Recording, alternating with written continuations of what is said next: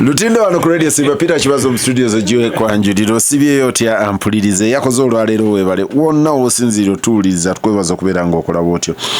Peter Kibazo nembera mu studio za Radio Simba nina Richard Baguma nina ne Ibrahim Semujunganda mbaka w'abantu b'ekira Richard Baguma munnamawulire yetegereza n'okwetegereza obufaananyi bwe bamukubye kafaanana kati abantaddeko smiling oba bantaddeko Baguma buuza abantu nga bulijjo ntandika n'obuyinza obusingira ddala obungi obwa Katonda nenteekako n'ekisa kye mwebaza ku lwaffe n'abalala bonna abatuuliriza beebale abatuuliriza mbalamusa n'ekitiibwa n'obuwombeefu mwebale kutuuliriza n'abatulaba na tusiima era tusiima bwongerwa Semuju buuza abantu awiza Radio Simba wasaba ne banyabo assalamu alaikum wa rahmatullahi wa barakatuh balamusiza mu linnya lya Mukama Katonda w'ekitiibwa ampuliriza Lutindo wetuyingiridde mu studio olw'eggulo lwa leero Mwami Yoweri Kaguta Museveni agobye executive director wa KCCA Dorothy Bulamu Kisaka amugobye n'agoberako ne engineer Luyimbazi deputy we n'agoberako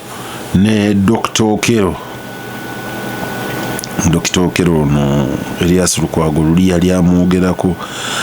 nti oyo Dani Okero nti dentist bamu okubeera head wa public health n'okuguja nti bana bamutuma be bamuleetera ebizibu Richard Museveni anyigidde kinga kimutwalidde ebbanga this is not usually his mode of acting PR nedda ali DCC Museveni report yaze nga ku kikweru endala yaze mangu ajiji n'agireeta nga waliwo abalina okukolebwako Semuju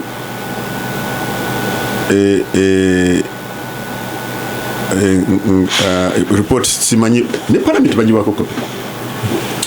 aijija our parliament annual report okay kati bananyini bazo abaziragidde kwaka ne mayor yabada agyetaagako lord mayor nduli nali ne deputy lord mayor nagamba tolinda report naye nagitwalibwa president na report erimu recommendations nyingi mujja kuba muziraba naye esookeddwako yakubagoba ne sikubayimiriza ne okunoonyereza bibiri okubagoba n'okugamba ebitongole bibanoonyerezeeko for criminal negligence obulagajavu obwobwe now first of all njagala mwebaze president nga bwogambye yebale okukola mu bwangu nze actually okwawukana nawe Baguma ndi mu kwebuuza naye lwaki this time ntandikidde ku kwebaza nekwebuuza nako kakujje naye katwebaze then twebuuze kiteezi nze ndowooza waliwo abagenda nga bo mu bakulembeze baffe abagenda kutuukwebwako obulumi olw'abantu abaziikibwa ekizibu ekyo bo nga bo they are going to have personal pain ku nsonga y'ekiteezi kuba omutonzi waffe tali yanguzi ekyo njagala nkiveeko ekyokubiri kati ogise PR story angle framing ekyuse kati framing ya story egenda kukyuka tugenda kubano abasatu wogendera okukuba mu ngalo by the way Dan Okero omuganda wa Jimmy Akena first of all abo abasatu bajja kufuna emirimu emirala bajja kuweebwa emirimu emirala Luyimbazi bamugoba ne mu UNRA omulundi guli yali ku management ya UNRA gye bagoba oluvannyuma lw'okugaba oluguudo lw'ekatosi bajja kufuna emirimu emirala kuba abakozi balungi bajja kufuna emirimu emirala ekyo tujja kukiraba ku luno balina okukola ki Mukyala Kisaka yabadde akiikirira first lady ku mikolo nga 6 back to back and ajja kuba kyamukiikirira kuba abakyala mukozi mulungi abakyala mu education. So ekino ekikoleddwa kya byabufuzi tekiri technical wadde bagobye technical officers naye tekiri technical kya byabufuzi era okunoonyereza kisoboka nti kujja kugamba nti tebalina criminal negligence kisoboka awo bandibadde suspendinze you can interdict but this is dismissal. You can also dismiss. Options obeera nazo kati waliwo abateekwa kufuna egyo emirimu era myezi 3 bajja kuba emirimu bagifunye. Ampuliriza lutindo manye ekinsesa Mukyala Kisaka yabeerawo for some time nga contract ye tebagirenewinze ne Luyimbazi nga bweri nkola ya kuno ne batambula ne bagenda Wasemju wabaguma wagundi buli alowooza nti alina influence naye ng'omukulu abaleseewo nga tarenewinze contract. Nebeerayo mukwano gwange omu yali ava kusoma sijja kwogerawa simanyi nakumanya nti mukwano gwange but at least tuwogera bigambo Kampala nebigitandiko ga nti gundi omulimu agufunyi agenda kufuna promotion in rank wa maje Ssemujju ng'agenda kufuna promotion in rank ave ku rank kwali yeyongere ku rank eddako afune n'omulimu ogwo mukazi wattu n'atandika n'okuputinga together team naga nti baguma ekintu kino bwe tukikwata ng'osobola okukola booti ne booti nti gwe gundi eriyo our mutual friend with baguma ono bamunoonya ne bamu approachinga anti gwe oyina otukolera bino ne bino wammanga sagala kubyogera kuba olunabyogera ng'abantu bafiitinga ina erinnya kati nga bamu approachinga naye waayita wiiki nga 2 nga bamaze omu approachinga contract ya Mukyala Kisaka nebeera renewed. Ne tubuuza omukulu yabadde ki buli navuga nti anti the tie breaker yabaddeemu and it is very interesting nti bwe yasinkana Mukyala Kisaka mu meeting emu namubuuza naye gwe wavaawo ambonyaabonya wajja kuno okoze bino namumenyera bye yali akoze ebikyamu. Mukyala Kisaka ne yeetonda n'akaaba bw'amala okukaaba namubuuza naye wava wato nambuulira gye wava namugamba nti nze taata wange ye yali honorable Bulamu yali webusoga sijjukira constituency Dr. President namugamba nti gw'oli muwala wange bulijjo oli muwala wange nga tombuulira naga nti twogere tukobe na Lusoga story nekyuka boogera mu Lusoga namugamba nti n'okuva n'olwaleero challenges zo zibadde kyono nazi breaking down. The president changed the supervision at KCCA. Luli baali supervised by Minister wa Kampala. After that engagement on the sideline, it was a prayer meeting. Prayer meeting weggwa ono naafuna omukisa n'ayogera n'omukulu omukulu n'ayomba muvuma n'amunnyonnyola n'akaabamu naga what naga nti kiki naga nti n'abansupervisinga tebasobola tebantuusa naga nti the instruction is coming. You will be moved. Tekyali kipange I don't know. Okumusinkana wali mbadde mbuuza bubuuza bamutwala wa mbadde mbuuza bubuuza kwegamba n'amukyusa n'akyusa management ya mukulu yali tamanyi kitaawe n'amugamba nti okuva n'olwaleero ogenda kubeera supervised by head of service. Togenda kuddayo kubeera supervised by politicians. You are now a public servant. Done. Kakati omulundi guno oyo bamututte nga mwanga Ssemujju wetegeke kugenda kukola anti kati kye wayagaliza embazi nze siri musebo mbadde ndoza nawe uli ku mulimu gwa KCC nedda sebo Baguma byannyonnyodde okusooka sinaba kutegeera lwaki Kisaka bamukyusiza nja kuba nkulimbi naye mu katono kemanyiiko President Museveni tayinza kubanga ebyakitezi y'ensonga lwaki bamukyusiza olumu wabayo ensonga endala nga yabadde yakulinda Brigadier Ssebaggala bakati bamu obwa Major General teyakomaawo. Brigadier Ssebaggala amagye yagayingira ku biseera yali Uganda Army bamini abe bali ku lutinga nga amagye ne Tito Okello nga babawandikira Lugazi gye yayingirira amagye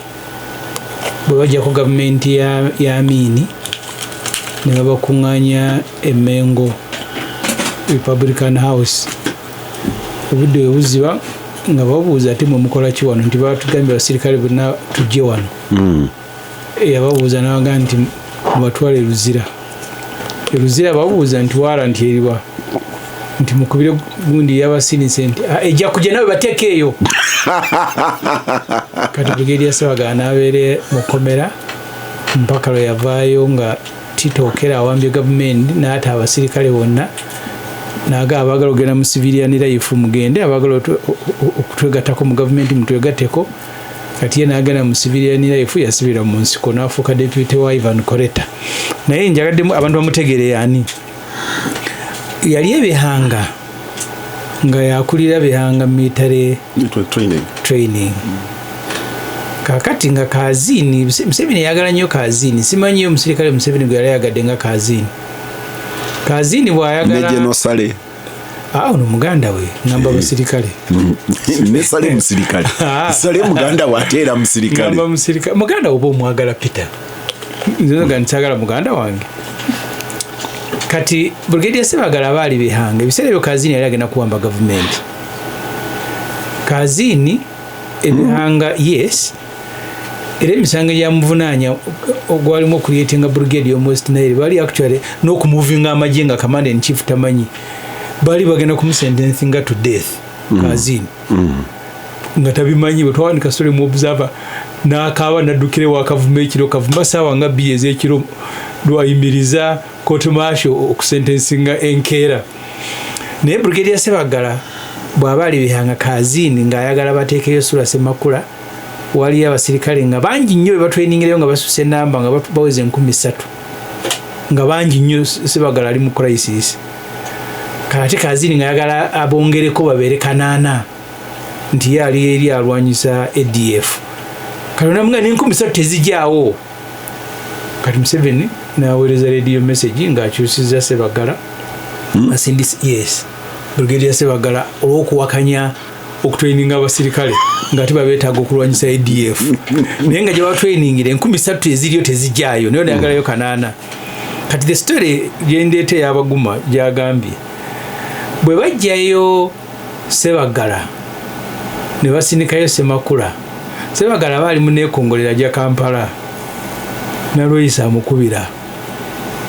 amugamba gw'obadde ebihanga nti muzeeyi bambi teyategedde nomujogera mazima nga munamawulire muzeeyi teyategedde kakati naye jangu najja kati olumu Museveni abikola kusinziira ku baani basinkanye Avitas Tibalimbasa okufa Avitas Tibalimbasa yali University Secretary Makerere yagamba banne be yabeeranga nabo Kampala Club nga amaze okugwa ku bwa MP nga Museveni abasinkanye amuwadde obwa minisita oli mulaba yennyine yani gwe bamaane bawa ab'ekisolo ewa Avitas Tibalimbasa n'atumya n'amasuuti ng'agenda kulayira kati gurupu eyatwalayo oli omulala erinnya ndyerabidde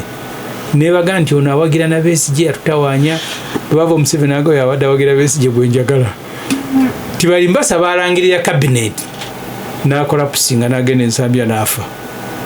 kati so okulonda kwa Museveni abantu mu bifo tekusinziira nnyo kuba mulimu be yali badde yagobedda olw'ebyo bye boogeddwako naye kati Kisaka batekukongwa li ensonga endala zaataatuukiriza era ebyo byagobya ne Jennifer tebamugoba nnyo lwa mirimu gya KCC naye bwabawo abaali bagamba nti ono tukyamwagala wano twagala muntu mulala kati Kisaka nze ndowooza kikiri baguma kyagala nti guno omulimu gulina agwagala Peter nze nali MP wa Kyadondo East Kiteezi nga mweri 2011 2016 World Bank nefulumya report ngegaba the commission ngekiteezi efuse disaster ebyonjogera ko 2011 2014 so Kiteezi tiyajudde nga Kisaka yakulira KCC tiyajudde yazisa abantu nga Kisaka yaliwo oli nze Kiteezi namugenda ku 12 2015 yes so kye nabadde nkugamba nekye nali ngamba naye Kiteezi ono tulimba bwe tumuleka ku level ya KCC kye mbadde nkugamba nti kino kya byabufuzi tekiri technical so kati kiriziganya naawe neŋŋambye simanyi nsonga Adisi yasebagana gitegeera nti oli yayagala kuleeta abantu okutraininga magye mangi kukwata gavumenti kati Kisaka ekimugobeza simumanyi nekyebasinzirako mulonda sikimanyi kubanga Museveni n'omu alonda abantu neweewunya naliko n'ofuna opondo ku TVM nga yeewunya nti lwaki Kisaka bamuwa omulimu ogwo ng'aga nti ali incompetent that's the word kye yakozesa okusooka talina nnyo lenzi ya byabufuzi she's not political omulaba neleetera endooza abadde ayize ntasobola kuyiga olaba Jennifer yali wa byabufuzi ng'ekibuga kikyankalanya naye ono talina lenzi ya byabufuzi pure naive technical person gwe bajjaga mukola ebintu n'abikola Museveni mu kibuga tasobola kuteekamu nga toyinaayo value ya byabufuzi n'emugi omugattako kubanga aba akwebaza ki kyovola Museveni ne baminisita be buli agwa mugoba ku bwa minisita nkuwa nti obwa minisita nga tulina tosobola nakwekomyayo mu palamenti oba ogenda kungasaaki kugyako bannankabirwa abaawona olw'ensonga so kati nze mu kulowooza okwange ngambe tisinnaba nga munnamawulire kufuna kituufu kyenyinza kusinziirako gamba nti kyekigobeza Kisaka naye kyenkakasa tebamugobedde Kiteezi Kiteezi ate okubanga yasanze baagala kumugoba kati bano abagendayo abatwalayo gambye Avitas Tibalimbasa ne bamumitinga Museveni n'amumitinga n'omumitinga nakkiriza omuwa ogwa minisita n'agenda n'agula essuuti ate ne batwalayo n'oli omulala ono baguma tekuba mumanyi omusajja oyo bava mu kitundu kyekimu kya Kisolo kati abatwalayo oli nabo gurupu n'agisinkana neddayo kati bano abagenda Tibalimbasa yababuuza kwoyo ne bamugamba nti oli musajja yawagera ne Besigye mu kalulu kati ate group ne nabaga nti oyo banga yawagera Besigye nabo ne bakonfaminga naga oyo gwenjagala oyo yennyini yawagera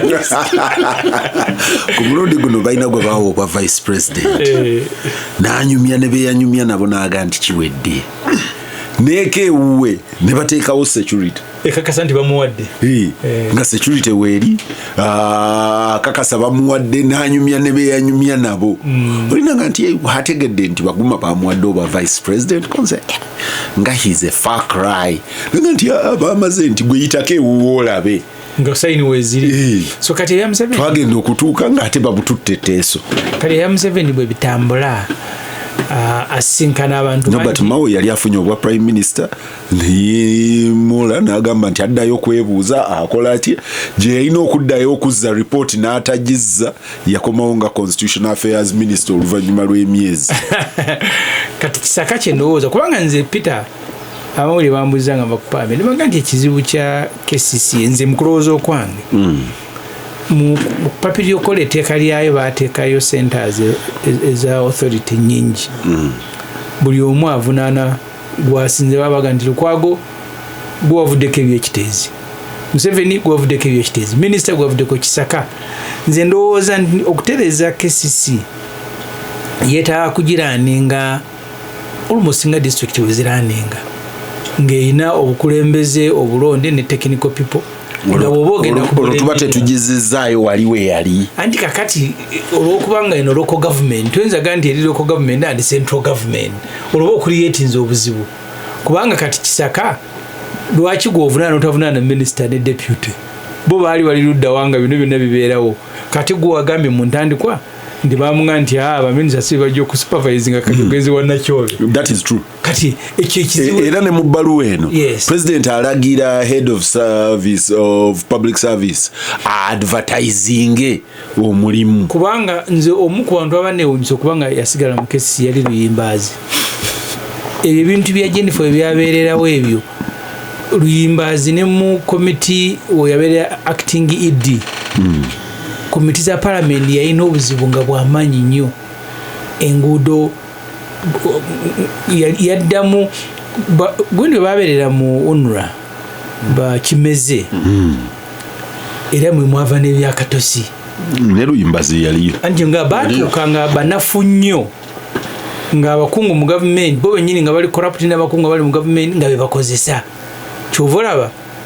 inginiya Byandaala yabatwala mu byakatosi naye nga kampani teriiyo ng'oyo Senkeeto yali mu America mu kyeyo najja n'abaga nti kampani y'Abamerika egenda okukola ekkubo yiro nze ali ku Magic Parking wali. Yes, so kati baafuuka so nanyini Magic Parking omumanyi. Okay. Bwetunagenda mu Bulango nja kubuulira nanyini parking bw'onoomanya nanyini ttaka ojja kumanya lwaki Senkeeto yaliwo era ojja kumanya lwaki Luyimbazi yafuuka deputy ED. Kakati omuntu eyava mu eyo history n'omuleeta nti ate yagenda okutereeza KCCA ate Museveni attitude ye mu KCCA nayo neekyuka. Mu biseera bya Jennifer babanga ne budget ya bilioni 600 kati bano ba Kisaka babadde balina bilioni 3. In fact kuno zeeyongeddeko olwokuba mulimu eza World Bank ez'okukola Kampala Metropolitan ez'enguudo naye ne batuuka ne balemererwa n'okusasula bano abeera enguudo bakiriina ne baddukira ku mulyango gwa Parliament ebitaaliwo mu biseera bya Jennifer. So kati simanye bagenda kuleeta omuntu omulala nga attitude ya Museveni ku kibuga ekyuse kubanga ye Museveni ekibuga akirabamu balonzi takiraba nga ekibuga kya ggwanga yalabawo nga ekisulo ky'abalonzi bwe bati bannonze. Kyovola buli wagenda we yali yalava mu Lubigi yagamba abaawo nti temwalonda babaka ba Parliament bwe yabadde Luweero same story yabeera complaining okubanga abantu bemulonze mu bitundu si babe. Khalifa Maliki akubuuza nti Nessemuju president n'atuuka n'okugoba ab'ekiteezi nga ye talinnyangayo eyo responsibility tuginnyonnyola tutya yo. Yabuuza nti awo abantu bagendawo batya. Ekisooka ekiteezi nakugamba wano ebintu by'amagoola bamagoola babawa ssente ekola vaccine mu COVID. Bwagandi Museveni agenda kulambula nga tanakola vaccine ne bayiwa chemical mu biyumbayumba byabwe. Museveni bwatuuka ne bagamba abamukulembedde nti twakatabula chemical. Museveni atya nnyo endwadde n'ebyo okumuga nti ekiteezi wali ewawunya abantu bafa Museveni n'agendayo. Ekyo Peter gw'okisuubira gw'olaba atambulira mu masiki asobola okubeera ne masiki ye n'ayimirira ku kimotoka mpozi ng'agenze mu helicopter. Ebyo bamutwalira videos eyalaba. Nze kyenkakasa nti twali naye mu Masiro. Amasiro waliyo Amasiro abantu baali bajjudde bwe batinga. Tewaliyo buzibu. First of all Amasiro gaali byabufuzi by'amaanyi nnyo but tewaliyo threat ya bulamu. Naye eno ye atyayo Museveni atya okulwala atya okufa atya obulwadde. Naye nga kyenkakasa sinaba kunoonyereza kyenteebereza nti bakisaka bateka okubanga babadde babasanze n'ebiraayi by'abatumukola nga byabalema ne bagamba nti kiteezi ne ripooti zibaga nti yafulumye. Ripooti eza gavumenti olumu baziteekamu olabira ku za Parliament egenda neekola okunoonyereza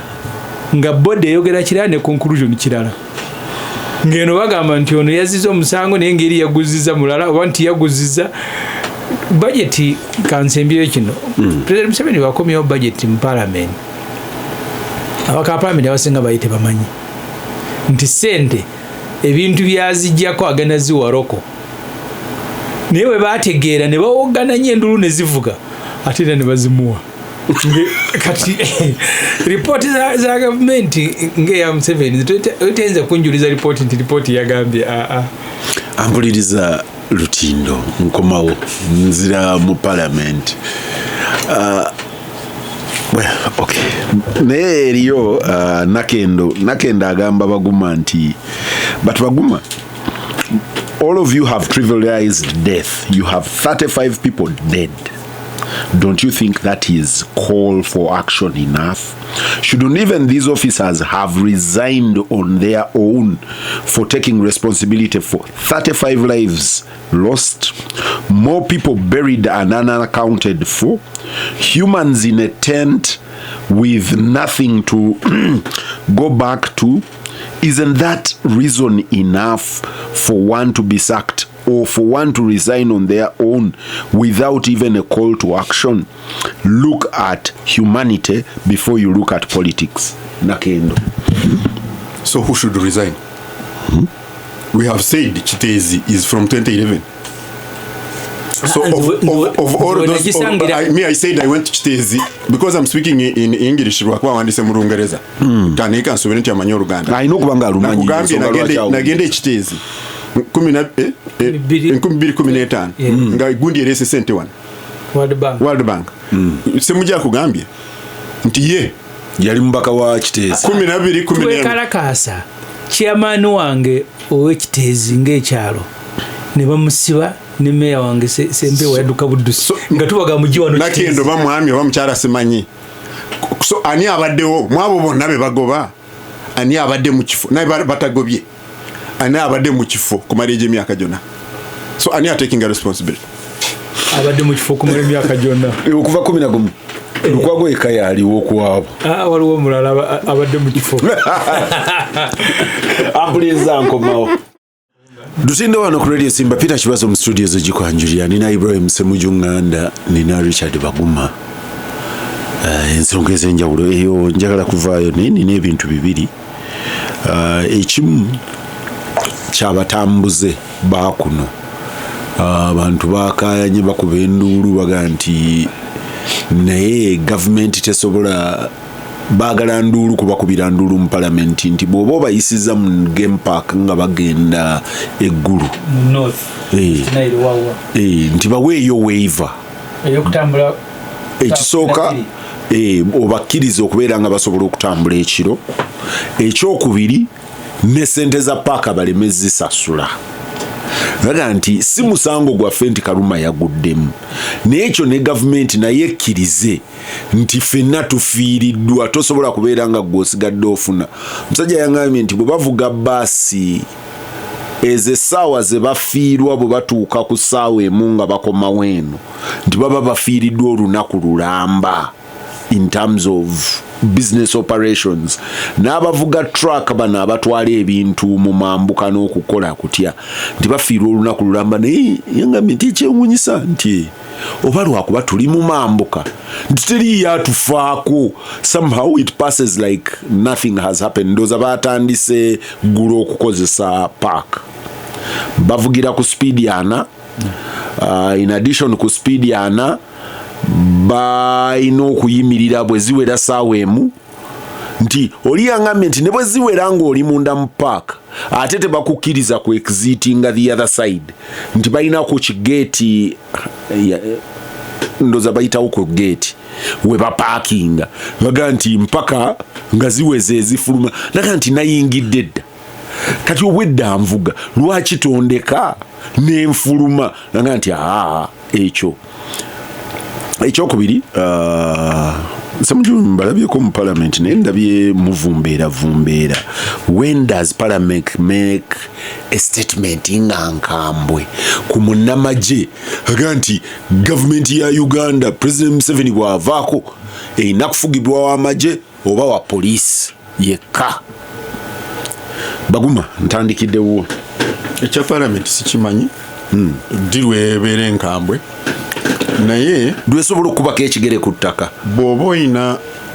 bamuyite mu komiti ya defense waliwo emisota gye bakozesa mu kunoonyereza bya science mu laboratory bagijjamu amanyo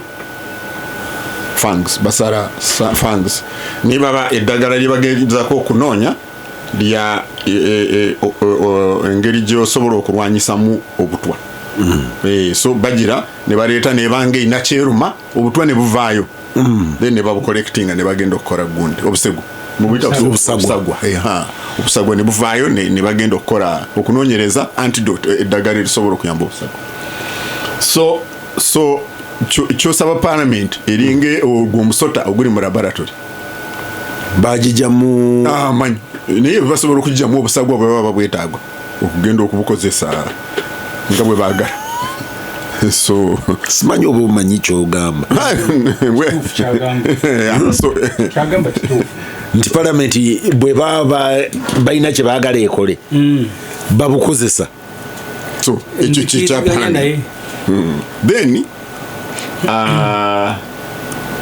ekya gundi ekya park kyangu lwakuba tekinaba kutuukawo omukulu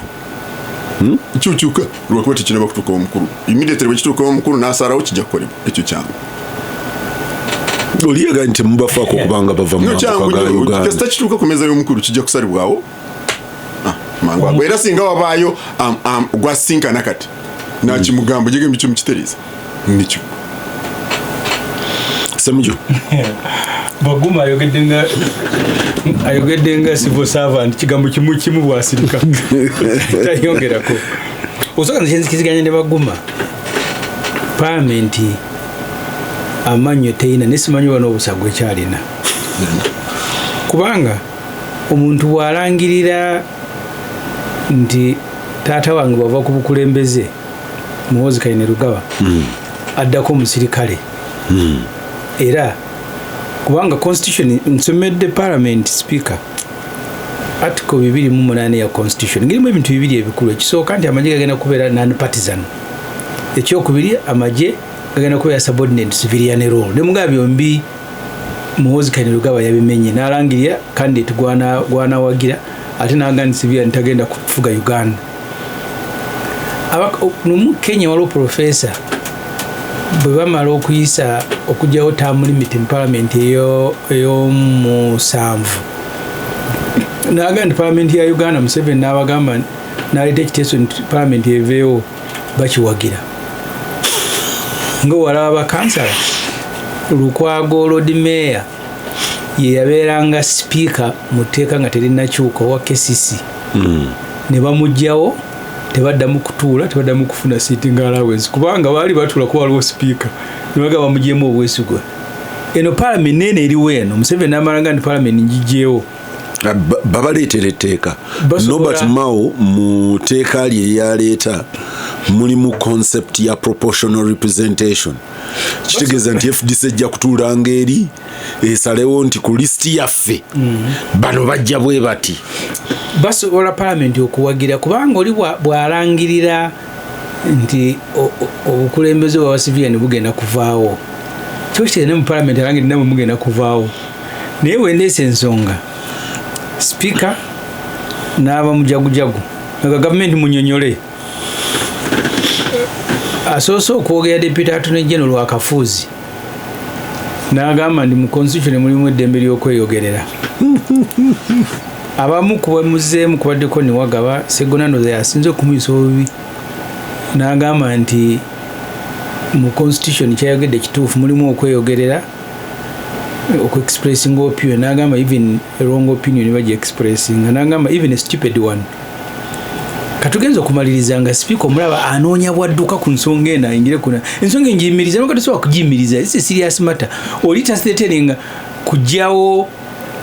president yekane nammwe kasitaga nti ebya civilian biwedde oli anaakulembera baba munamajje kugaa oli MP yali wadde ali concern nti omusajja byayogera ne mala bituukirira tunaabya ne parliament naye bwe bati bonna bakitutte kati nekikomaawo bwe mugambye nti nanga nti aba defense balina enkiiko zaabwe nyingi nezikwasa abasirikale empisa kirekeeyo naye nze nadde nyina Peter Gonyogera naye nenzijukira ekigambo Dr. Besigye kye yatugamba Dr. Besigye yatugamba nti Museveni bw'aba alina ekintu kyaluubirira katugambe nti agenda Jinja muli mu Kampala ne mumunyola omukono n'akwata Bombo Road ne bwasanga ekikande nga kirimu amaggwa mumusanga asaliriza ng'addayo Jinja Road gye yali alaga yatugamba nalaga nti buli bintu bye yasaako essira mwegendereze nalina omusirikale omu nanyumiza ebyali mu nsiko nanga Museveni yatambula eruweero omwo ng'abuuza ery'ettaka lyani liryagundi ne batambula essaawa nga 6 bakyali mu ttaka lya Bunagana this colonial distortion we must address omuntu omwe byatya n'ettaka lino lyonna Museveni n'atandika nga yina appetite y'ebyettaka ng'ali mu nsiko kamanda omu gwe bayitanga Magala enkuba ejja n'akuŋŋaanya Abaganda abali mu nsiko n'agamba Abanyankole bagala kutubira ttaka nga bagenze mu buyinza kati Museveni bamubuulira nti oli ali mu kubayitamu abakunganya nabaga ati ani yabagambye ebyo fe revolutionaries tuconcentratinga ku nsonga nkulu si zino ani yabagambye ebyettaka ne bivaawo nali ne Nuwa amanya Mushega nga ngamba batuuka mu lubiri ne bakola point bazi fine tuninga 10 point program zasooka kuba 12 ezasembayo mulimu n'ettaka amugagwe twakakwata obuyinza olandika okuyimbagana n'abaganda ku byettaka ne bagimusuuza bwe bagenda kukola constitution ya 94 n'akumyawo ettaka ne bali musuuza nga yaga nti ettaka itika kuba yali ya gavumenti yesalawo ekyo mu communication ye nga constitution ebadde aga ebintu bye bata address bwamala maje ttaka ne bagimusuuza n'akumyawo Land Act 98 juke utawalwala mu Buganda n'atafuna kimala n'aleeta amendment ya 2010 n'atafuna kimala kati Otafiire wabedde Minister wa Constitutional Affairs abadde aleese constitution ngezeeyo yoli Museveni gwe wagenda nti bw'aba agenda Jinja kati nze ndowooza nti enteekateeka ya Museveni efaanana n'eya Mugabe n'eya Dema owa Togo teyakwata buyinza n'abuwa mutabani we naye yateekawo embeera yonna nga mutabani we yateekwa okubutwala omutabani eya Dema olwafa ne constitution n'agijjawo ngono bwe yagambye Nigeria, Ghana ensi eziyo ne mugana no waki tunakuyambako okubba akalulu naye tujja kate kuwamba buwambi ne bamugana ne baleeta speaker n'afugayo mwaka obagumu nategeka okulonda oli nanyaga akalulu n'ayingira mu mateeka kati Museveni nze gwe mmanyiiko ekitono kye mumazeko ng'owamawulire Museveni tagenda kuteekateeka muhoozi gyawambe era muhoozi kujja kuga Museveni atuuse nga bamuwalulira ku ddiba sisuubirayo Museveni kubanga awumudde ali lwakitula nga presidential candidate ye Muhoozi Kainerugaba kisuubirayo paka ngoba atuuse n'awutta kyobula Mugabe 93 yali akyesimbawo ati 93 abantu bakyewuunya owa Cameroon Biya ayina emyaka 97 abeera Bufaransa naye si kubeera Bufaransa yagambye ku 97 agenda kwesimbawo 2026 or 2027 ati 97 Museveni ali mweyo kaliba nga wanaaba akyategeera ekkubo erimutwala mu State House Entebbe n'avayo n'agenda Kasero neyeebaka ajja kuba yeesimba okugira nga eggwanga litabuse ng'ensi endala so kati abaka palamenti abasinga abamu bamanyi nange kyemanyi nti oyo Museveni naye ate waliwo Museveni okwagala okubeerayo n'okera ku nkya n'ofa oba olwadde oba emyaka gigenze oba n'amagezi kubanga omuntu buli wakula ebintu bingi ebibeerawo nze taata wange n'emyaka 97 kati naye ategeera n'okusinga b'emyaka 5 era ye yafunamu ka stroke sobola omulola ntimubwa president atabusobola yaŋŋamba nga yayogera ku bakadde nanga nti ondaba wano ndya nywa nyambala naye ne bamala bansanga ebwayise nga nnoonya mulimu bakubira essimu baga nti nganda agudde ddalo nga nti emyaka wo kyegituuka ng'olina bivaako so palamenti si kyenzikiriziganya ne baguma collectively parliament teyina kyesobola kukola olwa namba ze NRM ezirimu naye nekyeyayitaddeko kobukambwe kale wakineetisatiisaamu abaka be NRM teriyo n'omu ayogedde ng'ensonga tugireese naye sipiika nga buli dakiika asala amagezi n'agivaamu n'agamba ali omunsi badde ogamba ki nti Muhoozi alabika yadde ayogera casually oda mpaka lwage ensonga ngikulozinze ewedde defense can handle that matter kati kyekizibu ky'ensonga olwaleero mbadde nzija jamu nankwata nga ku Sheraton nintuuka e Nakasero primary awo twajewa special badandeeta amafuta ne gamugwako ne tupakinga ngekuba baligadde nesibu binyonga Museveni ng'ayitawo SFC weeri mbendi awo nga mukyala we atuyitako nga agaddewo ekkubo kati ate abali eri ku Sheraton nga nti abakiise n'emmotoka mu kkubo taddemu emmotoka nga bya mwami naye atambula ne tooyina kino mutabani kati abamawulire abambuuza Peter Kyensembyosere ndaze nnyo nti naye speaker nga bwagambye aba defense tebasobola kihandolinga Minister wa defense both yakoze omukolo mu constituency ye n'ayita Muhoozi Kainerugaba ng'omugenyi omukulu junior we tiyakomye kwekyo yadayise Nabbanja mugaya naye ku luno Katonda yamuwadde wisdom teyagenze n'asindika Nakadaama mukiikirire ne batuuka mu order ey'okwogera Nakadaama deputy prime minister n'ayimirira mu buwombeefu nga bwe twogera ng'oyita omugenyi omukulu n'obuwombeefu sebo mugenyi omukulu ow'ekitiibwa Kayine Rugaba nkuyita gy'oyogere prime minister ng'ayita omunnamagye nga muranka ya gavumenti nange semuju musinga mu hierarchy prime minister n'amuyita ajayogereko eri abantu nga eyamuyise abeere omugenyi omukulu ye mukama we ye supervisor we era supervisor junior n'amwebaza oli mukozi mulungi Muhoozi Kayine Rugaba yeebazizza both supervisor we okubeera omukozi omulungi kati Baguma ayinza okuba si kyabadde ategeeza naye bw'agamba nti paalamenti eri mu mannyo bwe baba baagala okulaba ku busagwa nga bagiteekerako ew'okuluma obusagwa busobole okukola emirimu emirala abadde mutuufu naye nze n'obusagwa sikakkaza nabwo bukyalimu awo otuuka ne bikutabula kubanga musobola okwebuzaabuzamu olwa kati bali omuntu abadde consistent nga gaffe nga seeketi tugamba nga konti Muhoozi Kayine Rugaba yaddako biki oba okusirika naye ng'oli minister of defense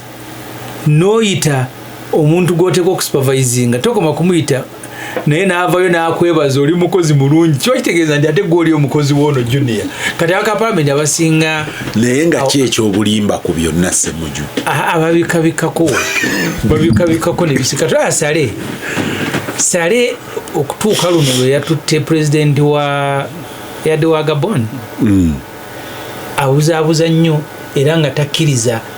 olwa Kazini yamugambako n'omusiba yali ayise meeting mu historical high command Kazini aga yesigimanyi omuju wano ngenda basiba n'abagabo batumwine nti Kazini agenda tusiba naye nga yali asobola omusiba ateekawo ekifaananyi nti abali mu bifo balina obuyinza n'abuzaabuza ennaku zino bagenzi bamulambula eggulu be bamukwekudde naye ateekateekawo kembeera nina we yali ng'asinkana bakamandanti ba UPDF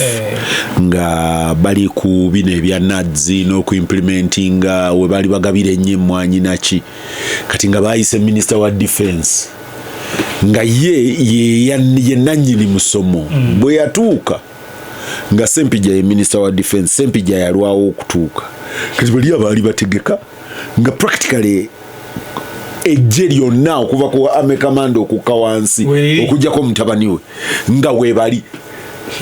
ne bagamba nti tutandike omukulu yatuuse dda tutandike bwe bamugamba naka no we have to wait for the minister. You see, our boss, the minister, has not yet come. Era bali bamuwadde entebe maaso eri minister bwe yajja yeye n'agiseeseetula n'agizza ebbali naga nti minister yatuula wali nze era mukulu Sempija ne mulaba nga w'amaanyi nnyo obudde obwo naye ate nga mu kuvaawo Sempija nga yeewombeeka bw'ati n'agira ati naye n'omanya nti si yabadde omukulu naye nga Sare okujjako yakyazizza parliament n'ekyalo ewuwenga parliament yamulemeddeko okugenda Sare nga ali ready okujja parliament eno okusinkana speaker waali Sare eyo discipline agirina Sare yatugamba omulundi gumu obujubuze seruka n'atugamba nti waliwo omukolo n'agamba nti ogwo omukolo tumwine yagenda okugukola tumugamba yii n'agamba oli yansooka mu ranka yalina okugukola eyo discipline agirina so bw'obeera n'obuyinza teweetaaga bbulaga kuba obeera nabwo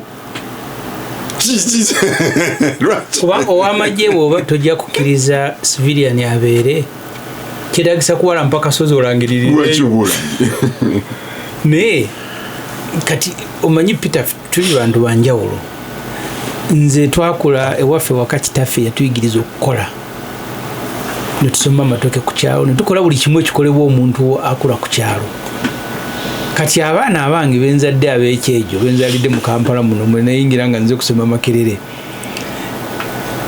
n'okulima nze ngene mukolo nendima naye baneewuunya era bajja ne banambulako ne baddayo ne batuuka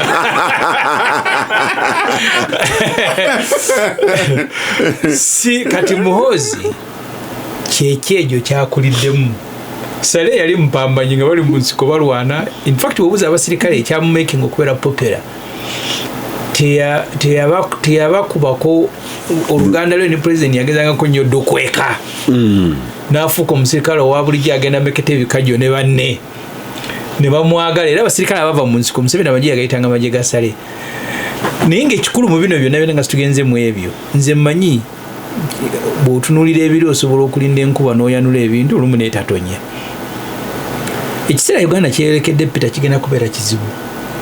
kubanga nze mu kusooka nadde sitegedde Muhoozi Kayine Lugaba bwe yafulumya tweet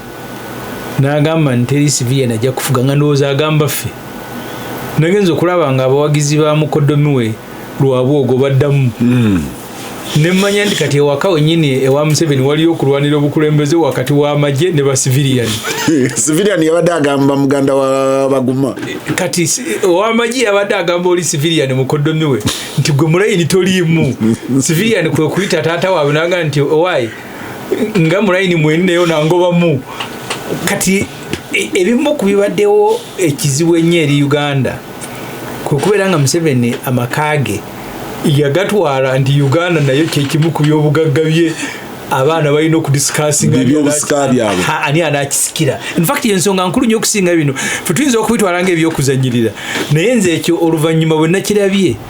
ningaawo wano wetutuuse fe tebatulana civilian gwe boogerako CFA basemujunganda abagenda okuregistaringa ekibiina abaawaka bo balabanga omukisa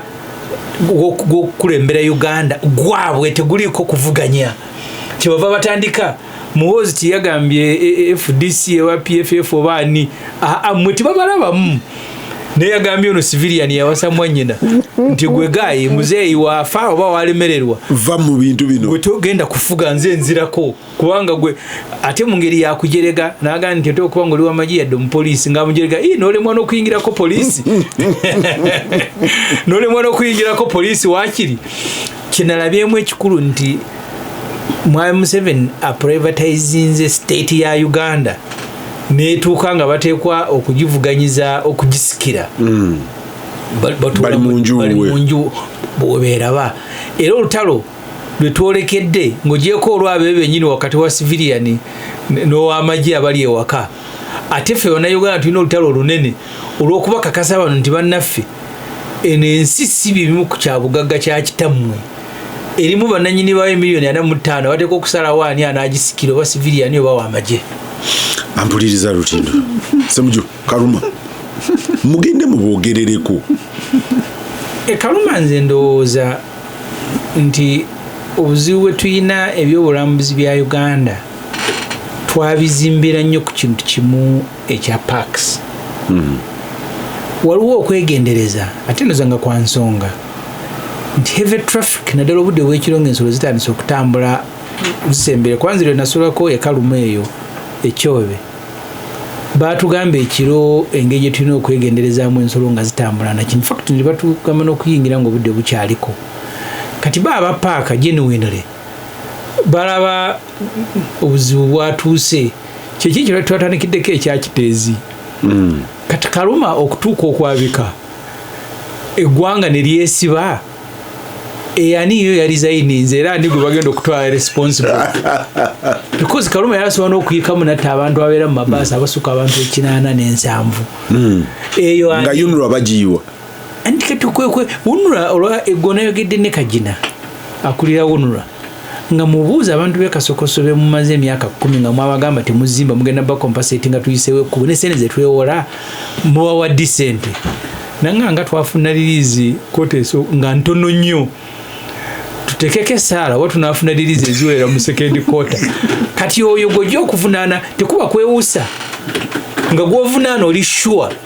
because kababere bakisaka bakuwadde budget ne bagamba ntwagala sente bilioni 6 okudecommissioninga Kiteezi nobaweemu enkera nobagoba for negligence. Peter nsonyiwa wakati zino twasanga omukyali yali akwedwaliro lye Soroti Regional Referral Hospital. Tuli committee ya parliament MPs twekyanganye twasanga omukyala yakafa.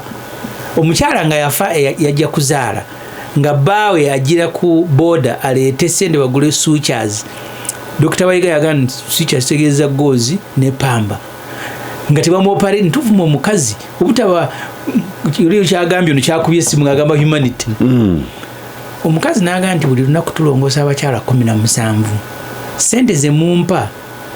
bwe nzikozesa mu kubagulira wuzi ne pamba nsobola okukolayo ennaku 6 nga omusaala nguwaddeyo gwe mumpa nti abasigadde ne mbatunuulira nga bafa twaddamu okwasama. Yes, kinabadde nkugamba nti tosobola kuŋŋamba nti ogobye bulamu Dorothy olwakiteezo kibazo noŋŋamba kinanabadde ne deputy mayor naŋŋamba nti kiteezi bagiyita unfunded priority nembagamba naye muvumanyi oluzungu ekintu bwe kibeera priority kibeera priority unfunded bwe kibeera unfunded tekibeera priority. It is very simple. Lwaki naawe okkiriza nti bakolere etaamu naawe ogitambulireko bakujerega tokiri so ensonga eba ndala nnyo waabaddewo ateekebwa head hard to roll eyo story tugiveeko tudde ku kirala ni kati semujju abadde amaliriza abapaaka bo batunuulira their core business ensolo tuzitaase tukole tutya naye oli ayina strategic responsibility y'eggwanga olina okutunuulira nzijukira Joash Mayanja obeera ne strategic responsibility y'eggwanga otunuulira life span ya Karuma Bridge omanyi bino kibazo byoleeta Karuma Bridge nebeera emergency. Karuma Bridge is not an emergency. No, it is a man-made disaster waiting to happen like it is. Lwakuba nti omanyi life span yayo omanyi capacity yayo baidewo wokebera ne reports gye ziri ezigamba nti banange tutegeke golooza lwaki eyejjinja bazimbawo eri nemala okugwa ne baggalawo eno waayi nibalyoka bagamba nti eneeveewo nga bamanyi baali bagira weakness yayo ne bagaa tuzimbewo endala mangu ya ne bagizimba ne bagaa nti kati eno tugitadde oga nti Karuma baali tebamanyi Karuma awo nze nayitawo nga bakakolawo repairs 2 ne bagaa nti era ne kati bagenda ku tujja tugikwatiridde. So ebintu ebimu kiki twagambye oli n'agamba nti abantu baafudde ekiri emotion kyogamba abantu ne banyumirwa kuga nti bakoze bulungi ogwa bakisaka balemera Karuma bagobyani abantu balajyanira mu paaka gavumenti eno ngugambye nze twatuka Soroti. I will never forget in my life ng'omukyala afudde eddwaliro limutunuulidde ayagala kuzaala omwana alemedde munda wa kusala ne bamutunuulira n'afa. Omukyala n'agamba bakama bange abambogolera omusaala gwe mumpa buli lunaku nongoosa abakyala 17 bwe ngukozesa bagulira goozi ne pamba ne mbalongoosa wiiki emu kuba guweddewo era abasigadde nja batunuulira bafe. Baali basiba omuvubuka wano ne tugendayo omuvubuka ali ku internship Embaale bamwakyuzinze mbu yanegelectins omulwadde omukyala naye ng'azaala. Bwe twatuukayo ne tusanga nti oyo yali mukyala wa 23 okuzaala olunaku olwo mu ddwaliro. Baconsultant abaali bagenze be batumye wano okugenda ne bagamba ono tumuwe meddo okuzaza abakyala 23 tumuwe meddo as an intern tumuwe meddo era intern agiyite kati lwaki tumulwisa asobola okuexecuting abakyala 23 bonna ne babeera nga bano basiniya tewali yaliwo ebyo tebifuluma ampuliriza lutindo